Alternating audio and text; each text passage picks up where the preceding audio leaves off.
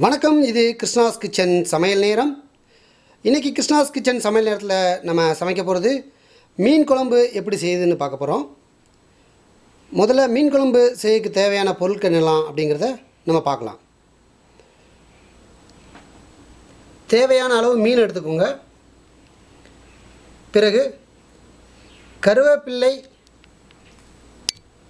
கடுகு, உளுந்து, வெந்தயம், ஜீரகம், கொத்தமல்லி பொடி, மிளகாய் பொடி, மஞ்சள், உப்பு, தேவையான அளவு புளியை கரைச்சி எடுத்துக்கோங்க. பிறகு வெங்காயம், தக்காளி, பூண்டு, மிளகாய் இதெல்லாம் தேவையான அளவு எடுத்து கட் பண்ணி வச்சுக்கோங்க. இனிமேல் நம்ம கிருஷ்ணாஸ் கிச்சன் சமையல் நேரத்தில் எப்படி மீன் குழம்பு கறி பண்ணலாம் அப்படிங்கிறத பார்க்கலாம். இப்போது மீன் குழம்பு பண்ணுறதுக்கு பாத்திரத்தில் 6லிருந்து 8 ஸ்பூன் எண்ணெயை ஊற்றி சூடுபடுத்துங்க. பிறகு அது லேசாக சூடானதுக்கு பாத்திரம் லேசாக சூடானதுக்கு பிறகு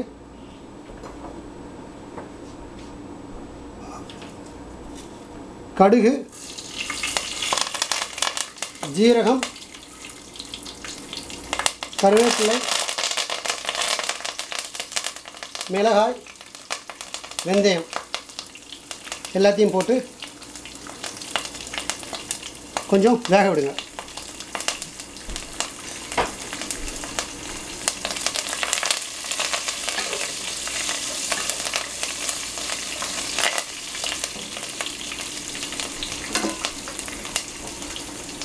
அதுக்கு பிறகு தேவையான அளவு வெங்காயத்தை அதில் போட்டு வதக்குங்க.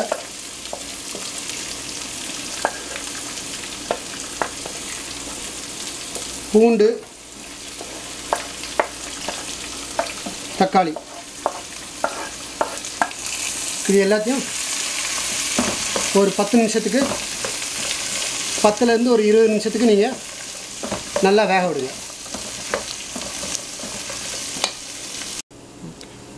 இப்போது நல்லா ஃப்ரையான ஆனியன், பூண்டு, தக்காளியோட இந்த மஞ்சள் தூள், மிளகாய் பொடி, உப்பு, கொத்தமல்லி பொடி எல்லாத்தையும் போட்டு நல்லா மிக்ஸ் பண்ணுங்கள். பிறகு நல்லா மிக்ஸ் பண்ண பிறகு கரைச்சி வச்சிருக்க புளியை எடுத்து அதில் ஊற்றிடுங்க.